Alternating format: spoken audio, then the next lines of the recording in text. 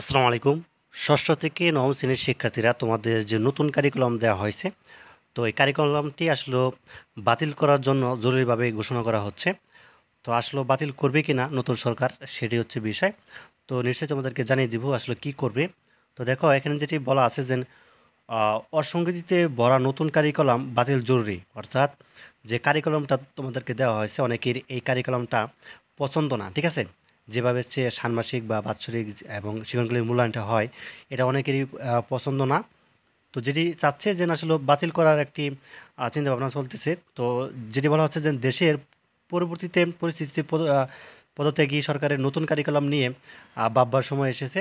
তো এই কারিকুলাম শিক্ষা ব্যবস্থাকে নতুন কিছু দিতে তো পারেনি, বরং যেটুকু লেখাপড়া ছিল তাও শেষ হয়ে গেছে। এই কারিকুলাম প্রণয়নে সবচেয়ে বেশি সক্রিয় ছিল জাতীয় শিক্ষাক্রম পাঠ্যপুস্তক বোর্ড। কেউ তাদের বলেনি যে কারিকুলাম পরিবর্তন করতে হবে। এমনটি নয় যে দেশে ডাক্তার, শিক্ষক, প্রকৌশলী তৈরি হচ্ছিল না। এমনও নয় যে বিদেশি উচ্চশিক্ষা নিতে শিক্ষার্থীরা যেতে পারছিল না। তো শিক্ষা যেভাবে চলছিল তার চেয়ে ভালো মানের শিক্ষা নিশ্চিত করার জন্য দরকার ছিল ভালো শিক্ষক নিয়োগ দেওয়া, তো তাদের ভালো বেতন দেওয়া, মানসম্পন্ন প্রশিক্ষণ, ঠিক আছে। তো আরও প্রয়োজন ছিল স্কুল কলেজ থেকে অযোগ্য ব্যবস্থাপনা কমিটির অপসারণ ও প্রশাসনিক হয়রানি থামানো, কিন্তু তা না করে প্রতিনিয়ত শিক্ষার উন্নয়নের নামে যা করা হয়েছে তাতে শিক্ষার আর পতন ঘটছে। তো এর প্রমাণ যে কেউ যে কোনো সময় দেশের বিদ্যালয়গুলো ঘুরে আসলে দেখতে পাবেন। তো বিষয়টি হচ্ছে যে নতুন কারিকুলাম যে দেওয়া হয়েছে এটি আসলে বাতিল করার একটা চিন্তা ভাবনা চলতেছে।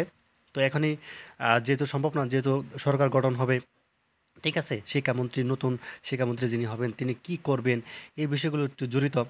আর হুট করে আসলে পরিবর্তন করা যায় না, এখানে বইয়ের একটি বিষয় রয়েছে, বই নতুন করে দিতে হবে তোমাদেরকে বা ছাপাতে হবে, এই বিষয়গুলো রয়েছে। তো আমার মনে হয় না এই বছর হয়তো বা পরিবর্তন হবে, হইলেও আগামী বছর থেকে হতে পারে। এই হচ্ছে বিষয়, ঠিক আছে। তো আশা করি বুঝতে পারছো। তো ধন্যবাদ সবাইকে এই ভিডিওটি দেখার জন্য। আল্লাহ হাফেজ।